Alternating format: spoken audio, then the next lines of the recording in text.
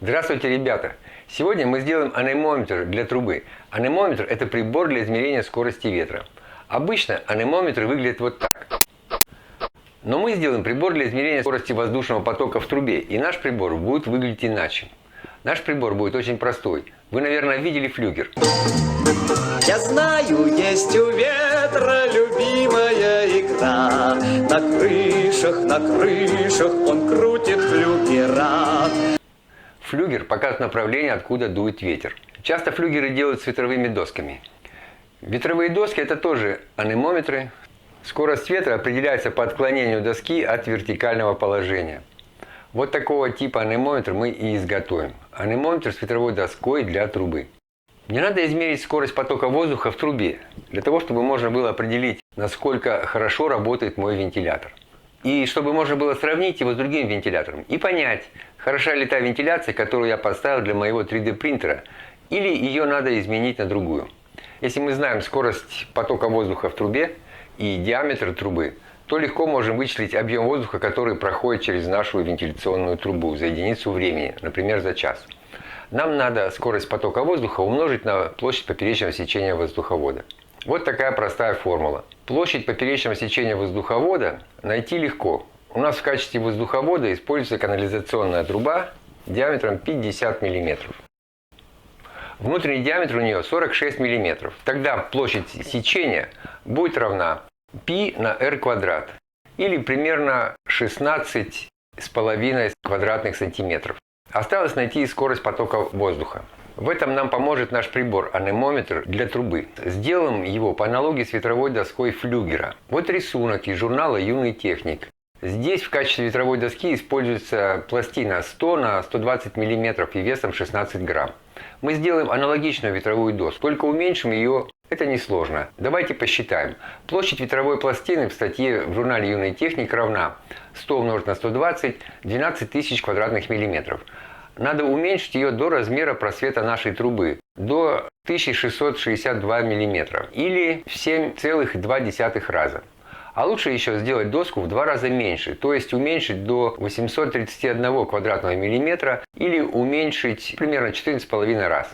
Масса, соответственно, тоже должна уменьшиться. 16 делим на 14,44 и получаем, что масса должна быть 1,1 грамма. Мы можем напечатать эту доску на 3D принтере. Так мы и сделаем.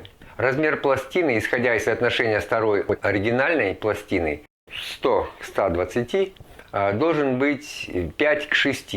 И у нас получится, что наша маленькая ветровая доска должна быть размером 26,3 мм на 31,6 мм. Теперь мы можем спроектировать наш прибор. Построим 3D-модель в виде переходника, соединяющего две трубы диаметром 50 мм. На боковой стенке сделаем окно, которое закроем куском прозрачного пластика. Напротив окна поместим рамку, в которой установим шкалу для оценки угла отклонения ветровой доски. Доска будет закреплена на нитках сверху. Кстати, STL-модель этого прибора вы можете скачать на Thingiverse.com и распечатать на своем 3D принтере.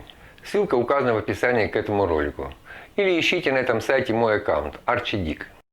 Печатаем доску и очищаем от поддержек. Взвешиваем нашу распечатанную доску на аптекарских весах и доводим вес до необходимого значения. Он у нас должен быть 1,1 грамма. Для этого просто прикрепляем небольшой кусочек пластика к обратной стороне доски в центре. Закрепляем ветровую доску на нитках. Для закрепления удобно использовать нитковдеватель. Распечатываем шкалу и вставляем в рамку. После первых испытаний оказалось, что можно сделать полезное усовершенствование для этого прибора, а именно, хорошо бы закрепить пузырьковый уровень, чтобы придавать прибору строго горизонтальное положение. Это важно, потому что большое значение в показаниях прибора имеет гравитация. Хорошо сделать подсветку внутри прибора, чтобы доска была лучше видна. С этой же целью хорошо покрасить заднюю стенку прибора в белый цвет. Все эти усовершенствования я и сделал, и получил хороший прибор для измерения скорости потока воздуха в трубе. Давайте испытаем его. Поставим его на конец трубы и включим наш вентилятор. Скорость потока воздуха равна 5 метров в секунду. Это максимальные обороты моего вентилятора. При поперечном сечении трубы в 16 9,6 квадратных сантиметра, получаем, что скорость потока равна 83 десятитысячных кубометров в секунду или примерно 30 кубометров в час. Кстати, у популярных бытовых вентиляторов Silent 100 этот показатель равен 95 кубометров в час. То есть показатель неплохой. Показатель неплохой, но шум слишком высокий.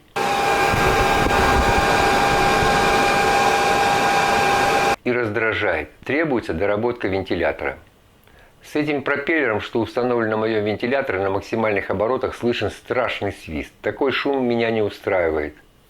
Надо будет изменить форму лопастей и после этого изменить скорость потока и шум. И провести другие эксперименты. Давайте сделаем это. Но сделаем мы это в следующем видео. Смотрите его на моем канале. Надеюсь, вы знаете, как поступают умные ребята, чтобы не пропустить следующее видео на канале. А пока говорю, до встречи в очередном видео.